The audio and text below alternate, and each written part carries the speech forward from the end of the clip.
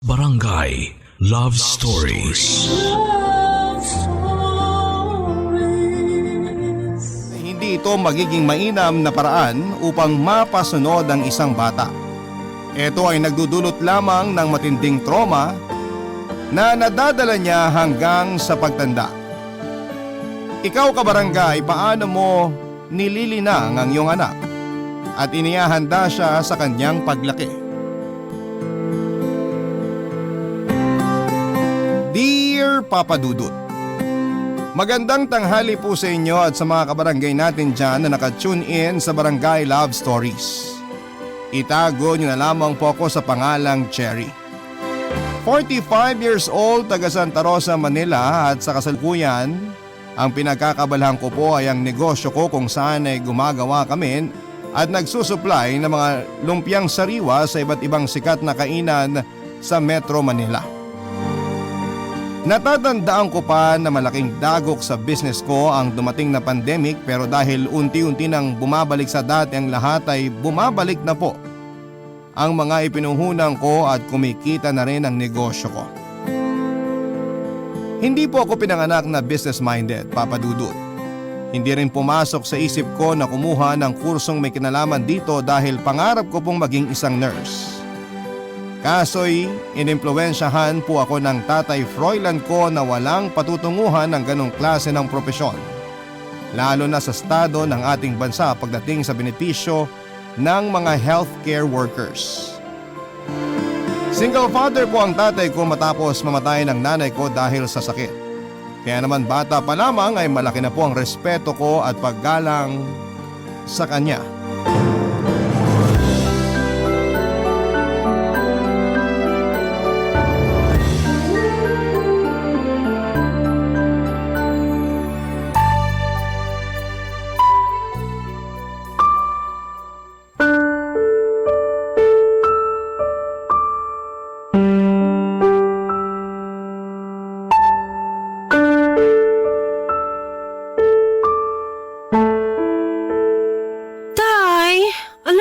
Gusto ko maging nurse, diba? Hayaan niyo na po akong kumuha ng nursing, please.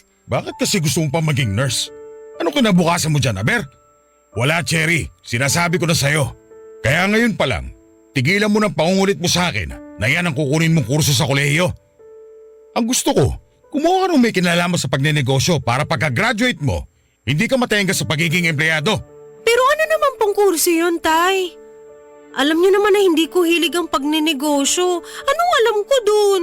Pwes, ngayon pa lang, simulan mo ng kahiligan at alamin para magkaroon ka ng magandang kinabukasan. Bakit hindi mo tularan ng mga anak na kumpare ko? Lahat tungkol sa pagnenegosyo ang kursong kinuha nila. Ang nasa isip kasi ng mga yun, umasenso pagdating ng panahon. Tay, hindi naman po porke nursing ang gusto kong kunin at tapusin sa college Hindi na rin ako aasenso pagdating ng panahon. Gusto ko pong makapaglingkod sa kapwa. Kaya desidido na po ako na maging nurse. Alam niyo naman po na bata pa lang pangarap ko na yun, di ba? Para sa akin, pag natupad ko ang pangarap kong yun, asensado na ako. Ang totoong asensado, nakikita sa mga gamit na naipundar niya at sa laki ng pera niya sa bangko. Hindi asenso matatawag kung puro kawang gawa ka lang. Yung mga magiging pasyente mo, darating ang araw na hindi rin naman nila maaalala ang mga ginawa mo sa kanila. Kaya paano mo masasabing asensado ka na? Napakahirap maging nurse sa Pilipinas. Alam mo yan. Ayan na naman kayo, Tay. Tungkol na lang po ba sa mga material na bagay ang ibig sabihin sa inyo ng pagiging asensado? Paano naman po yung gusto kong gawin paglaki ko? Yung passion ko. Passion kapag nalalaman dyan. Hindi ka mapapakain ng sinasabi mong passion kapag hindi na kasya para makabili ng 1 kilong bigas ng sweldo mo sa pagiging nurse. Alam mo, may utak ka naman, Cherry. Pero bakit hindi mo ginagamit, anak? Huwag na kasing matigas ang ulo mo. Makinig ka sa akin. Tay naman Huwag mo nga akong artehan dyan. Tatay mo ko, kaya dapat makinig ka sa akin. Pinal na ang desisyon ko. Hindi ka kukuha ng kursong nursing sa kolehiyo kung gusto mong pag-aralin pa kita.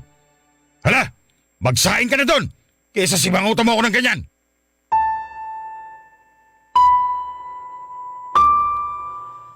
Papa Dudut, nagtatrabaho po bilang isang construction foreman ng Tatay Froilan ko at simulat sa pool ay iginapang na niya ang aking pag-aaral hanggang sa makapagtapos ako. Nung una ay tutol pa ako sa kursong gusto niyang kunin ko sa kolehiyo pero hindi nagtagal ay natutunan ko rin po yung mahalin. Kaya nga ang masasabi ko ay proud na proud sa akin si tatay nang graduate ako. Kulang na lang ay magpa-party siya sa buong barangay namin ng araw na yon. Fast forward, hindi po naging madali o smooth ang pagja-job hunting ko, Papa Dudut. That time ay sinasabi ko kay tatay na plano ko muna mag-ipon ng pera na gagamitin kong pangpuhunan sa negosyong pinaplano naming ipatayo. Pero ang totoo ay wala po pala talaga akong naisip na pwedeng ibenta at pagkakakitaan. Ewan ko po ba, parang biglang nawala yung eagerness ko sa negosyo na pangarap ng tatay ko. Lalo na nang magsimula akong mamasukan sa corporate world. Aaminin ko na nalibang po ako sa pagiging empleyado at ibiniting ko na lamang sa ere yung mga plano namin ng tatay ko.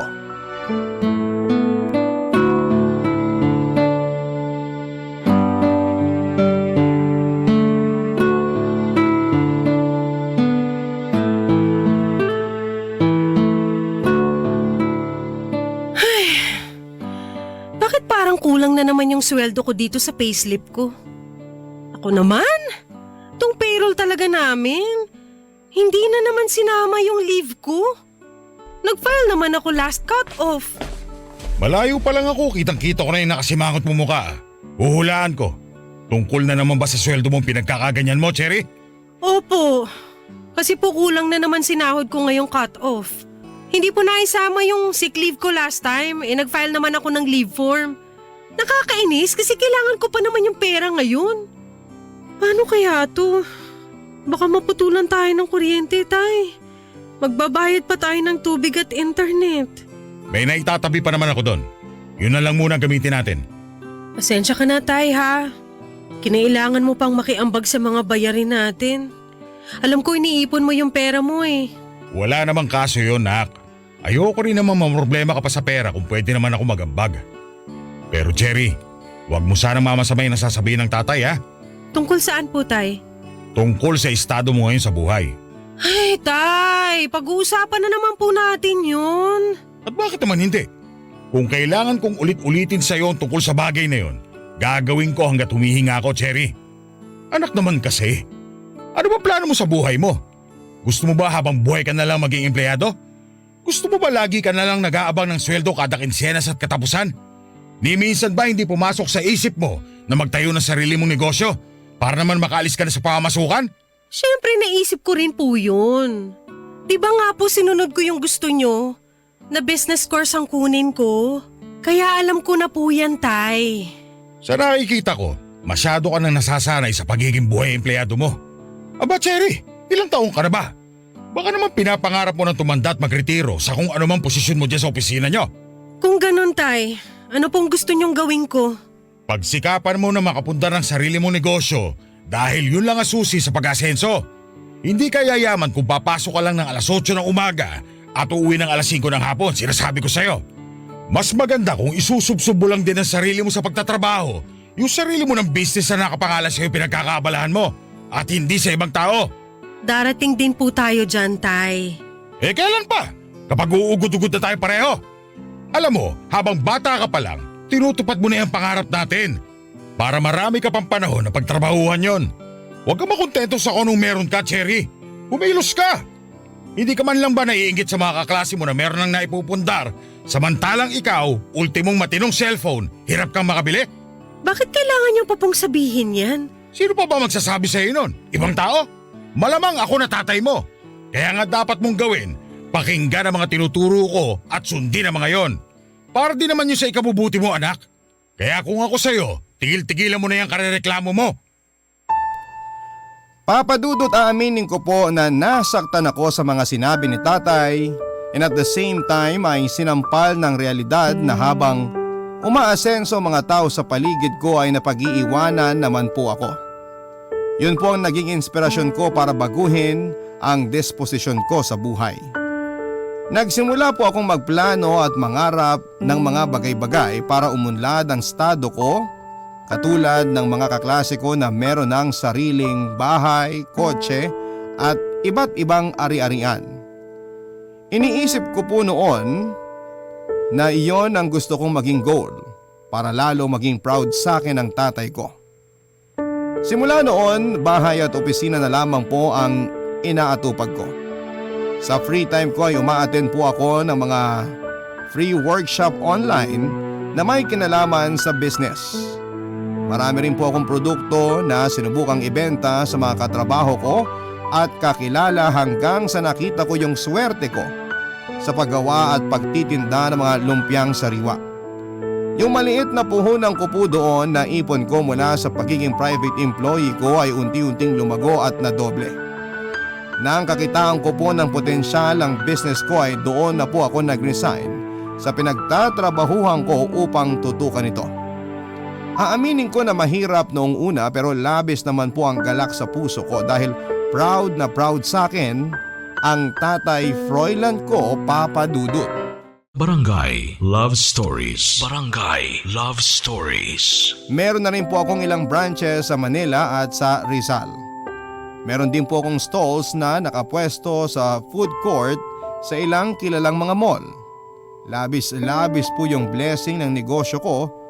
Kaya naman nakapagpatayo na rin po ako ng sariling bahay, nakabili ng kotse at nakapag-travel na rin. Lalo pa noong hindi pa nagkaka-pandemic. Masaya rin po ako dahil naibabalik ko kay tatay yung bunga ng pagsasakripisyo niya para mapag-aral at mapagtapos ako noong araw. Para sa akin ay malaki ang utang na loob ko sa nag-iisa kong magulang dahil kung wala siya ay siguradong sa kangkungan ako pupulutin. Opo, strikto si tatay pero hindi naman siya masamang ama. Kahit may mga sinasabi siyang masasakit sa akin noon, ay hindi ko na lang po yun dinaramdam. Kumbaga pasok sa kanang tenga at labas naman sa kaliwa hanggang sa nasanay na lamang ako na para bang kontrolado niya ang buhay ko.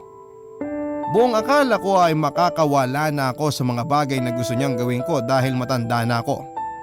Pero doon po ako nagkamali dahil isang araw ay meron na naman pong napuna sa akin si tatay.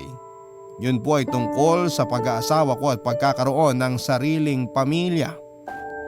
That time ay may boyfriend po ako pero hindi siya gusto ni tatay para makatuluyan ko.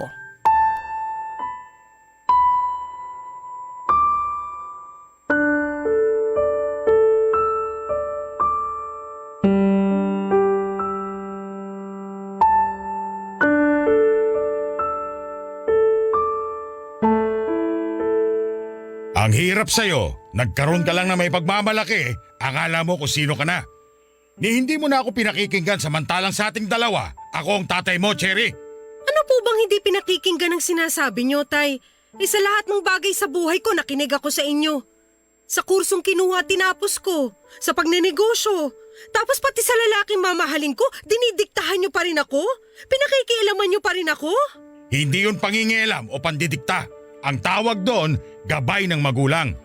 Sa nakikita ko, hindi mo pa kayang tumayo sa sarili mong mga paa. Kaya nga nandito ako para turuan ka ng dapat mong gawin. At kasama na doon ang paghiwalayin kami ng boyfriend ko. Dahil po ano? Dahil wala kang hinaharap sa kanya. Ang kalalabasan nyo, ikaw lang magpapakain sa kanya, bubuhay sa kanya at gagastos sa kanya. Yun ba ang gusto mo maging hanggang tumanda ka?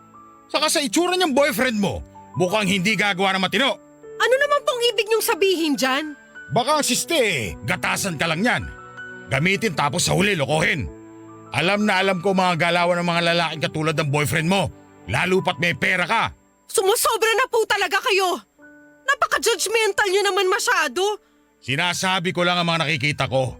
Hindi ako tumanda ng ganito na walang pinagkatandaan. Napagdaanan ko na yung mga ganyang ugali ng ilang lalaki. Anak, huwag mo sanang mamasamain. Concern lang sa'yo ang tatay mo. Papunta ka pa lang, pabalik na ako. Ewan ko po sa inyo. Kung makapagsalita kayo, akala nyo alam nyo na pong lahat. Masyado magaling ang tingin nyo sa sarili nyo para lahat ng bagay sa buhay ko diktahan nyo. Sumusobraan na talaga sa pagiging bastos mo, ha? Hindi ko po kayo binabastos. Sinasabi ko lang din kung anong nakikita ko. Sa lagay kayo lang ang may karapatan na magsalita tungkol sa opinyon nyo? Ako rin po may karapatan, Tay.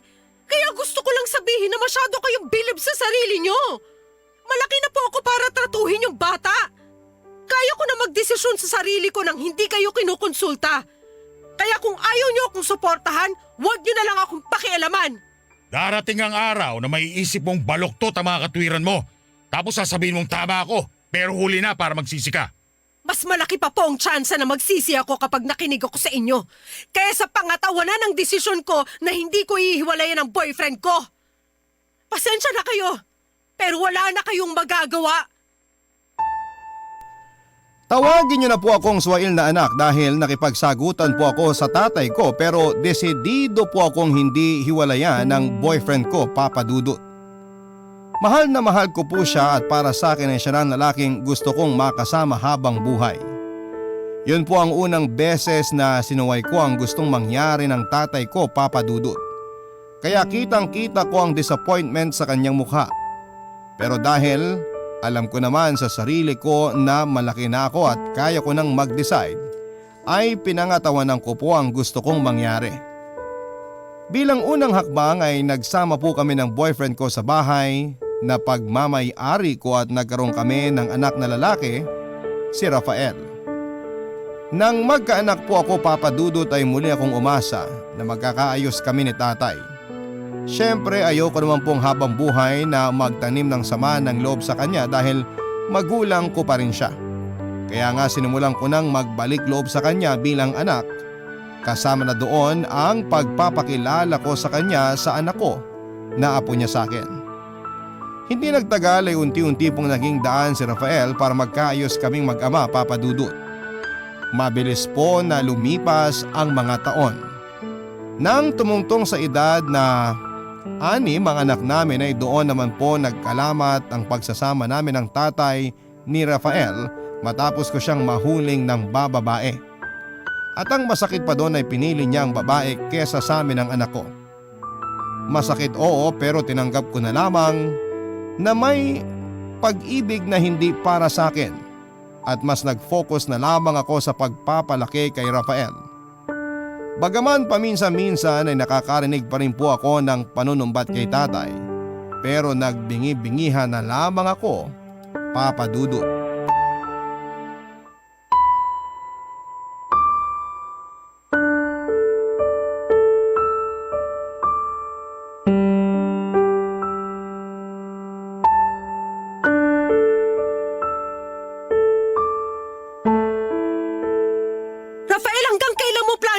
Sa akin ng mga to. Kung hindi ko pa talaga nakita sa damitan mo mga class cards mo, hindi ko pa malalaman na ang dami mo ng binagsak na subject. Plano mo ba talagang itago sa akin to? Hindi naman po sa ganun, Ma. Anong hindi naman sa ganun? Kaya pala sa tuwing tinatanong kita kung kumusta ang pag-aaral mo, ang dami mong palusot. Ang dami mong sinasabing dahilan. Yun naman pala, tumataginting na 5 ang mga grado mo. Ay, bakit pinabayaan mong umabot sa ganitong pag-aaral mo, anak? Hindi ka naman ganito dati. Magaling ka.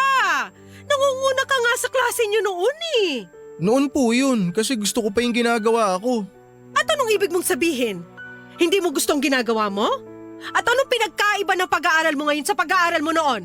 Sige, paliwanag mo sa akin. Ma naman eh. Alam niyo naman po kung bakit ako nagkakaganito, di ba? Ilang beses ko po bang dapat sabihin sa inyo na ayoko po kasi sa course ko. Gusto ko na po mag-shift. At saan ka mag-shift? Sa fine arts? Anong gusto mo maging paglaki mo? Meron ka bang patutunguhan kapag yan ang tinapos mo? Mama naman eh. Huwag mo ako mama dyan ha? May utak ka naman pero hindi mo ginagamit. Mabalik tayo dun sa tanong ko. Kung ayaw mo ng kurso na may kinalaman sa business, anong kukunin mo? Siyempre po yung gusto ko. Alam niyo na po yun. Sinabi ko na po sa inyo yun dati bago pa ako mag-college eh. Yun nga! Kaya nga tinatanong kita kung anong patutunguhan mo kapag yun ang tinapos mo. Maging empleyado? Mangamuhan? Anong klaseng pangarap ba yun, Rafael? Bakit di mo ako tularan? Tignan mo, dahil may sarili tayong negosyo, hindi ko kailangan mamasukan sa ibang tao. Dahil ako ang amo. Ayaw mo ba akong tularan, anak? Kaya nga ngayon palang sinasabi ko na sa'yo na yung may kinalaman sa pagiging negosyante ang aralin mo para hindi ka aanga-anga kapag ikaw na ang nagmamanage ng business natin. Hindi ko naman po gustong i-manage yung business natin, May.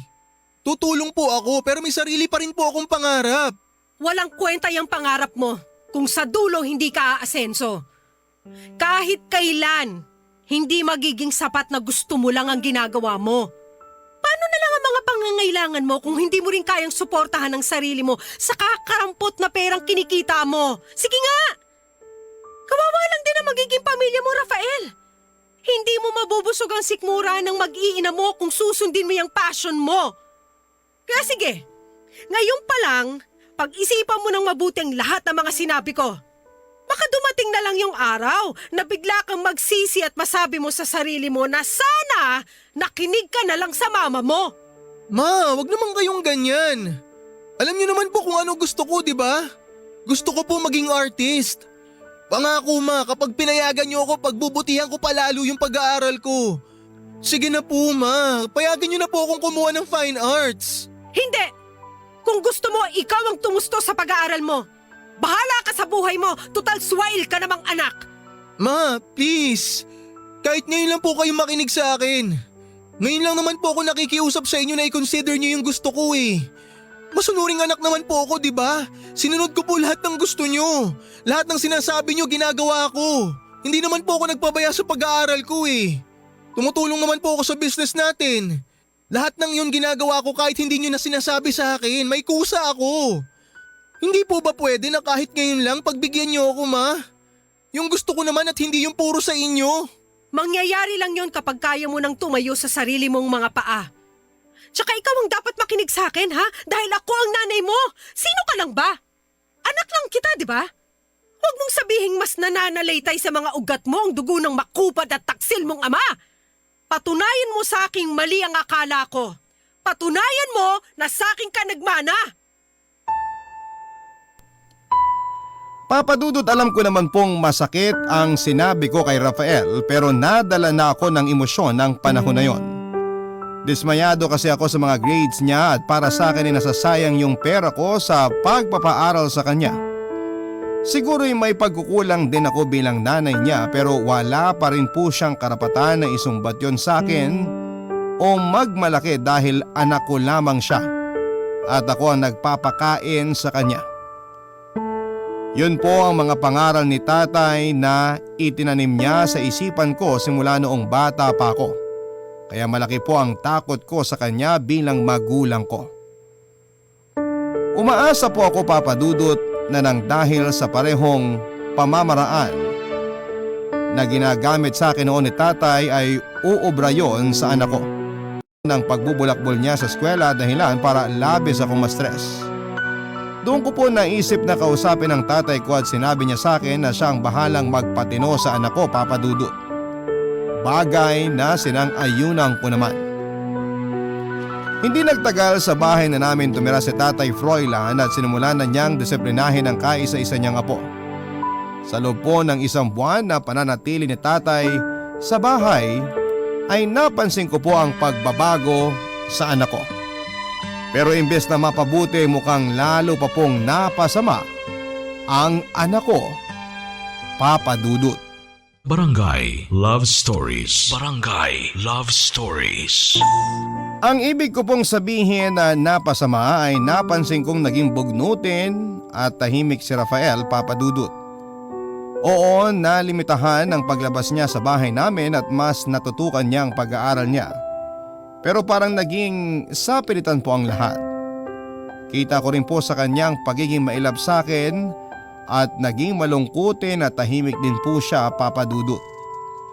Nung una ay hindi ko po masyadong binigyan ng pansin ang mga bagay na yon hanggang sa nakita ko na lamang ang pagbagsak ng katawan niya at madalas na pagkukulong sa kwarto. Doon po ako kinutuban ng hindi maganda at nag-worry ako para sa anak ko. Papa Dudut, sinimulan ko pong questionin ang desisyon kong ipaubaya si Rafael sa kanyang lolo dahil alam ko ang ugali ng tatay ko. Sabihin na natin noon na nakaya ko yung mga bigat at sakit na mga sinasabi niya sa akin at nagkaroon po ako ng matinding takot sa kanya na nadala ko hanggang sa pagtanda ko. Pero hindi ko po naisip yung magiging impact ng ganong klase ng paraan ng pangangaral sa isang bata, lalo na pagdating sa sarili kong anak. Ang totoo ay hindi po ako masaya na hustong pinakikialaman na ng tatay ko ang mga desisyon ko sa buhay. Kaya alam kong hindi magandang ideya na bigyan ko siya ng karapatan para kontrolin naman ang buhay ni Rafael.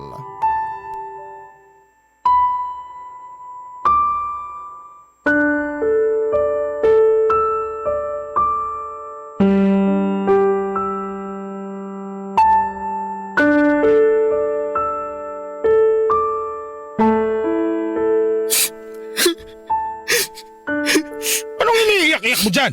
Pinagsasabihan lang kita tapos kumakahigbi ka dyan parang hindi ka lalaki. O baka naman hindi ka talaga lalaki, Rafael. Aba kung ganun, kahiya-hiya ka sa angka natin. Lolo, please. Pwede po bang huwag kayong ganyan magsalita sa akin? Masyado na po kayo nakakasama ng loob eh. Ano huwag magsalita ng ganyan? May mali ba sa mga sinabi ko? Uulitin ko kasi baka hindi naiintindihan na makitid mong utak. Makinig ka mabuti, ha? Tigilan mo yung pag-iinarte mo. May pakulong-kulong ka pa sa kwartong lintik ka? Manong mag-aral ka na lang mabuti para naman hindi pala kulang grado mo sa mga subject mo, Rafael. Hanggang kailan mo ba plano mag-isakit sa ulo ng nanay mo? Mahiya ka naman! At kayo, hanggang kailan niyo po ako planong pakialaman? Hanggang kailan niyo planong pakialaman ng buhay ko? Anong sinabi mo? Totoo naman, Lo eh. Pakialamero kayo.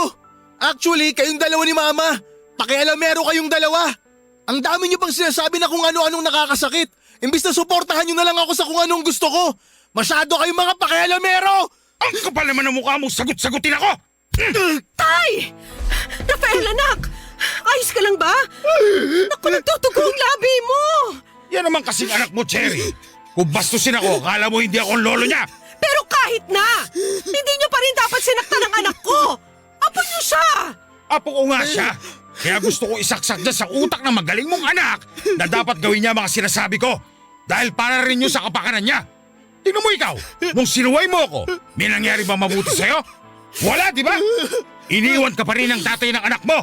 Kasi hindi ka nakinig sa akin nung sinabi ko na hiwalayan mo na ang lalaking yun habang maaga. O ngayon, nagsisikari sa uli. Gusto mo bang maranasan din yun ni Rafael? Pero magkaibang tao po kami ng anak ko. Ano ka ba? Alam niyo, Tay, tama na po. Tigilan niyo ng pakikialam sa buhay ng anak ko. Maling-mali talaga ang desisyon ko na papasukin pa kayo sa buhay niya. Dahil sigurado magiging miserable lang din siya katulad ko. Miserable bang tawag mo kung asensado ka sa buhay at nakikita mo resulta ng mga pinaghirapan mo? Pero hindi ako masaya! At ayoko mangyari yun sa anak ko! Kaya ngayon pa lang hindi ko na kayo hahayaang panghimasukan ang buhay niya tulad ng ginawa niyo sa akin noon! Mahal ko po ang tatay ko at mahalaga sa akin na lagi kong sinusunod ang mga gusto niya. Lalo na kung sa ikabubuti po yun ng pagkatao ko bilang isang anak. Pero may hangganan po ang pagiging magulang kung ang pamamaraan ng pagpapasunod sa anak ay hindi na makatao at pinangingibabawan na lamang ng takot. Yun po yung damdamin ko ng panahon na naaktuhan kong pinapagalitan, pinapahiya at tinahamak ni tatay si Rafael. Para ko kasing nakikita sa anak ko yung sarili ko noong nasa edad niya. Kaya nga sising-sisi ako at kaagad po akong humingi ng tawad sa kanya, Papa Dudut. Doon ko rin po na-realize sa mga pagkukulang ko bilang nanay ni Rafael kaya nagsimula po akong bumawi sa kanya. Nilimitahan ko po ang paggugol ko ng panahon sa negosyo ko para tutukan ang anak ko. Unang hakbang na ginawa ko ay sinuportahan siya sa kursong gusto niyang i-pursue sa college na walang iba kung hindi ang may kinalaman sa advertising. Kitang-kita ko po ang magandang progreso at positibong impact noon kay Rafael. Kumbaga'y mas naging passionate siya sa ginagawa niya, kaya kulang na lang ay mag-umapaw sa hustong kasiyahan ng puso ko. Natatandaan ko na ganon yung pakiramdam na gusto ko noong maranasan dahil alam kong mahal ko ang ginagawa ko. Pero kahit na hindi na po yun nangyari ay nagpapasalamat naman ako sa Diyos dahil hindi pa naging huli ang lahat para sa anak ko na matupad yon, Papa Dudut.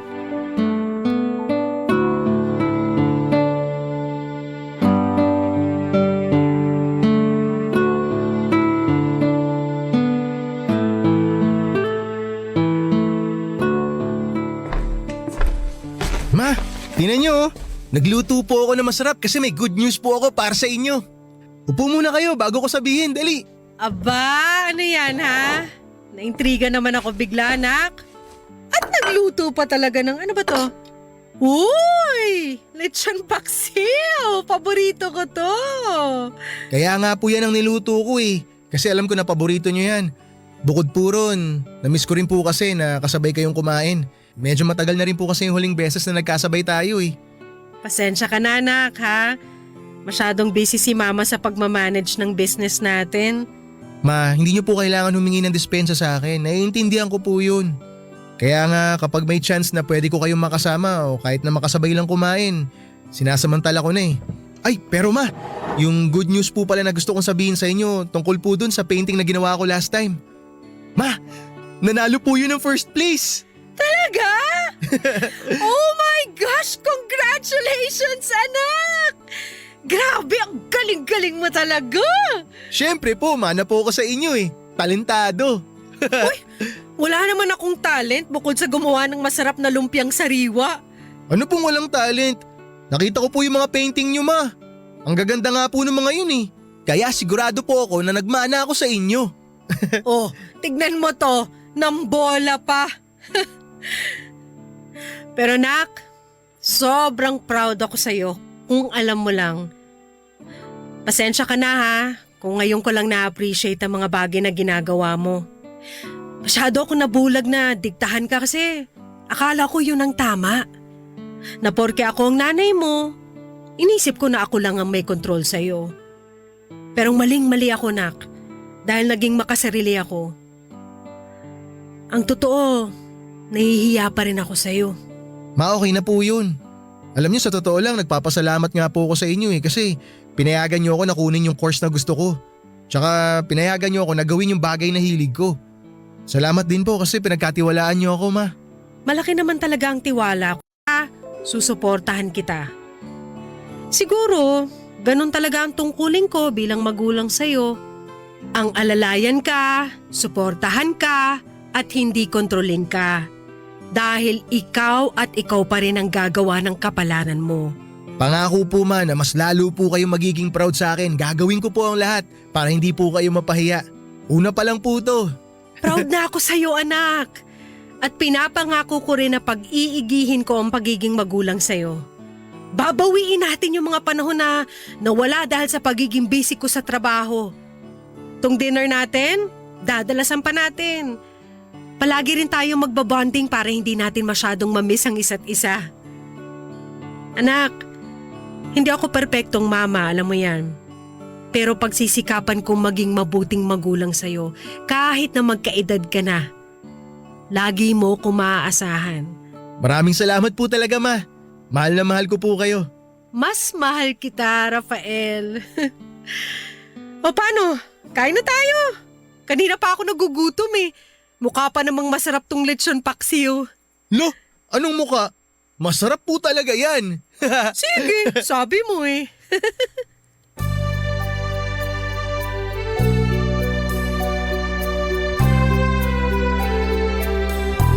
Papa Dudut, kung tatanungin niyo po kung kumusta kami ng tatay ko ay masasabi ko pong mabuti naman ang relasyon namin. Hindi naman po ako masamang anak para tuluyang putulin ang ugnayan namin dahil magulang ko pa rin siya. Bagaman mahirap na po talagang baguhin yung kung anumang ugali na kinasanayan na niya, ay gabi-gabi pa rin po akong nagdarasal sa Diyos na sana'y hipuin niya ang puso ng tatay Froilan ko upang mapalambot yon. At maunawaan niya na hindi sa lahat ng pagkakataon ay maaari niyang panghimasukan ang buhay ng isang tao porke siya ang mas matanda at nakakaalam. Kung tutuusin ay sino pa ba ang nakakaalam ng mangyayari sa hinaharap?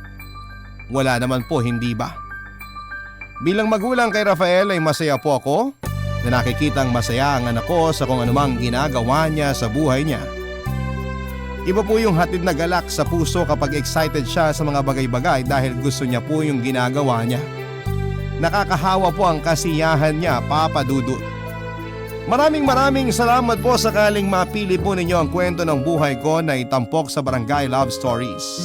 Sana po ikapulutan po ito ng aral at inspirasyon ng ating mga kabarangay, lalo na ng mga kapwa ko mga magulang. God bless ang inyong forever kapuso at kabarangay, Cherry. Barangay Love Stories.